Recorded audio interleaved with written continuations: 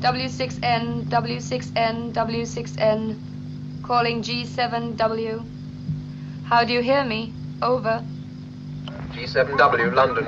G7W, London, receiving you. Over. Stand by to transmit. Wait, out.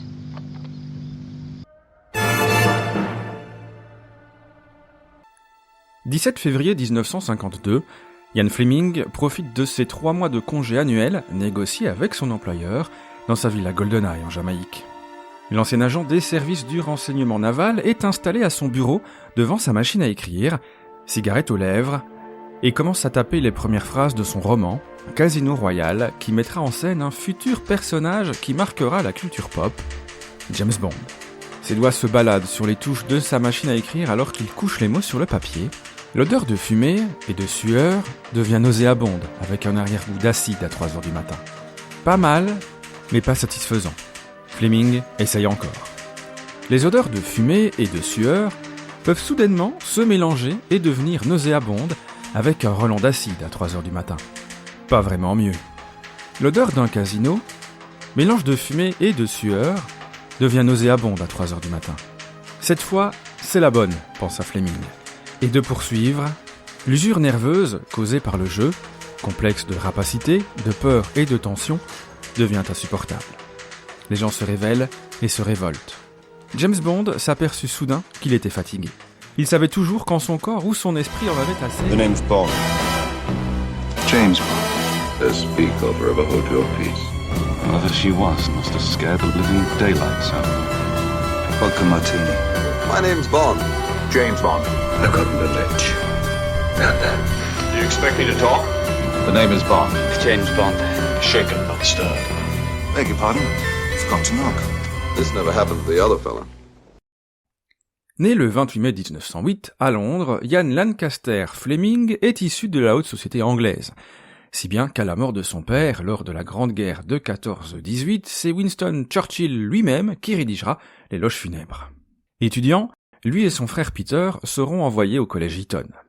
C'est là que Ian apprendra le français, l'allemand et le russe, des compétences qui lui seront bien utiles des années plus tard, même si à l'époque, il se montre alors beaucoup plus intéressé par les activités sportives.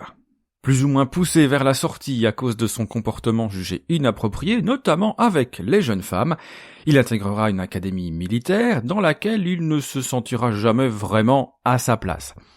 D'ailleurs, il n'y restera pas bien longtemps et sera envoyé par la suite à la villa Tenerhof à Kitzbühel, dans les Alpes autrichiennes. L'établissement, tenu par un couple d'Anglais, un ancien diplomate lié au service secret britannique et une romancière, accueillait alors des adolescents turbulents. Et c'est dans cet environnement que Ian Fleming écrira ses premières histoires et s'adonnera au ski ainsi qu'à l'escalade.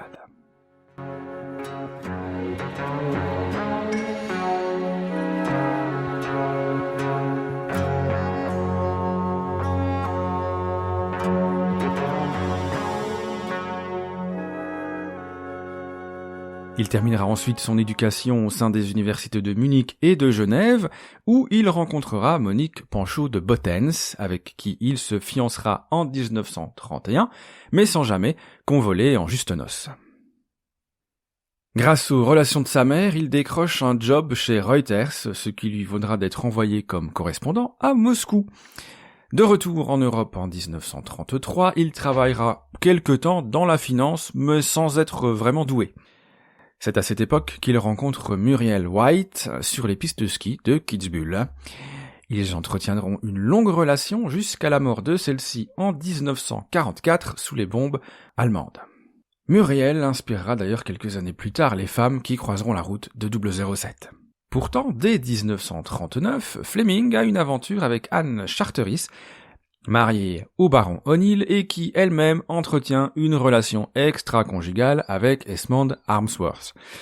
Après la guerre, elle épousera le vicomte Rothermere tout en continuant à fréquenter Fleming, qu'elle finira par épouser en 1948, ce qui ne les empêchera pas de papillonner, chacun de leur côté.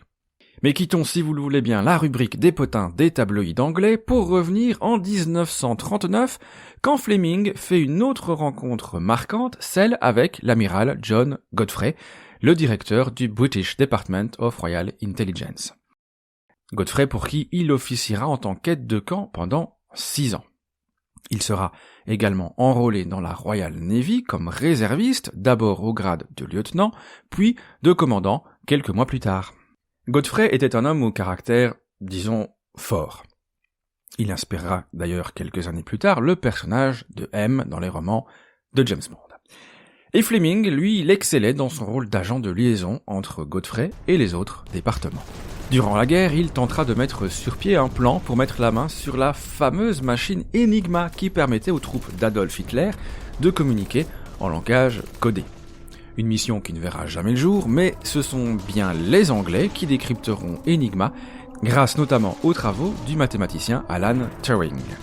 Ensuite, entre 41 et 43, il sera chargé de l'opération GoldenEye, dont l'objectif était de permettre à l'Angleterre et aux Alliés de conserver le contrôle stratégique du détroit de Gibraltar, plus particulièrement en cas d'alliance entre le régime de Franco et celui du Troisième Reich. Et s'il n'a jamais été un agent de terrain à proprement parler, Fleming a mis sur pied la 30e unité d'assaut, qui avait pour mission de voler des documents nazis en amont d'opérations spéciales. Il faisait ainsi partie du comité qui décidait des missions et des cibles. Idem au sein de la T-Force, qui devait, elle, sécuriser la technologie industrielle allemande avant qu'elle ne soit détruite par les forces nazies qui battaient en retraite à la fin de la guerre. Démobilisé en mai 1945, il devient alors correspondant étranger pour les journaux du groupe Kingsley, qui possédait, entre autres, le Sunday Times. C'est là qu'il négocie 3 mois de congé annuel qu'il passera systématiquement en Jamaïque, un pays dont il était tombé amoureux lors d'un séjour effectué en 1942 dans le cadre, justement, de son engagement dans la T-Force. Et c'est donc en février 1952, alors que sa femme Anne était enceinte de leur fils Caspar, que Ian Fleming commencera le premier des 12 romans de James Bond, selon une routine immuable, 3 heures de travail ou plus ou moins 2000 mots écrits tôt le matin, avant ensuite d'aller profiter de la plage et de s'adonner à la plongée sous-marine.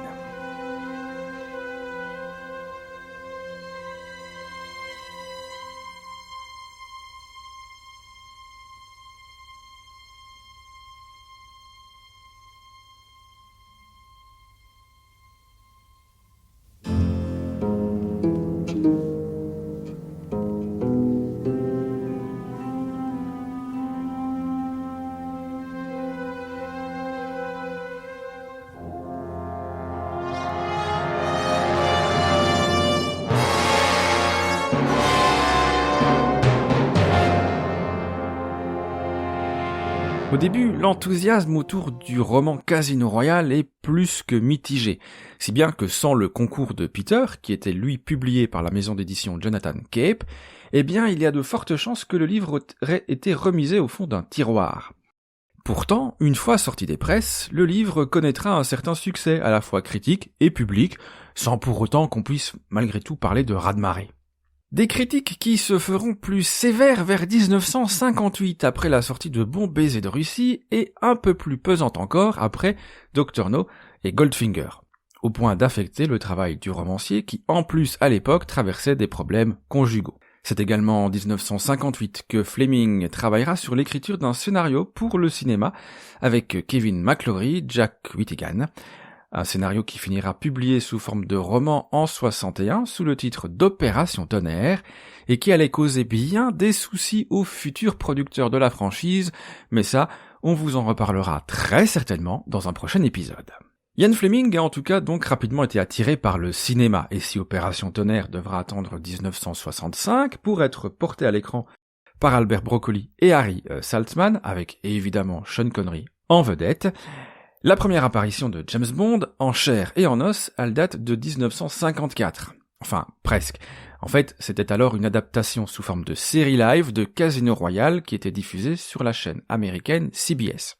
Le programme mettait en scène un agent non pas anglais mais américain du nom de Jimmy Bond, qui était interprété par Barry Nelson.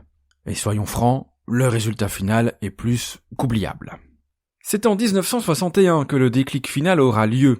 Le 17 mars pour être exact, alors que le magazine Life publie la liste des livres préférés du président Kennedy, parmi lesquels figure Bon baiser de Russie.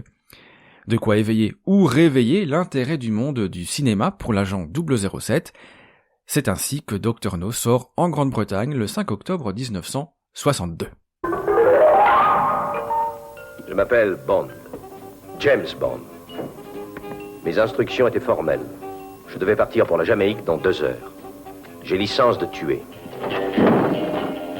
Vous m'avez fait manquer ce coup. Vous ne manquez rien. J'ai décidé enfin d'accepter l'invitation. Je dois partir immédiatement. Alors que ça recommençait à devenir intéressant.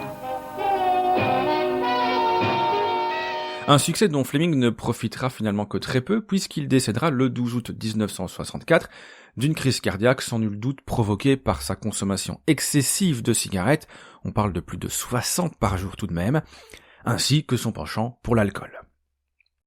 Les 2 derniers romans de son espion seront d'ailleurs publiés après sa mort en 65 et 66.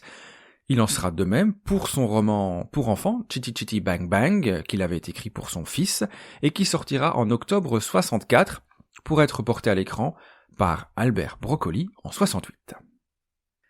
Aujourd'hui, si James Bond continue de cartonner au box-office mondial 60 ans après sa première apparition dans Dr No donc, eh bien sa version de papier, elle n'est pas délaissée pour autant, puisque 29 romans ont vu le jour depuis le décès de Fleming, tous rédigés par des écrivains britanniques et sous la supervision de la famille du romancier.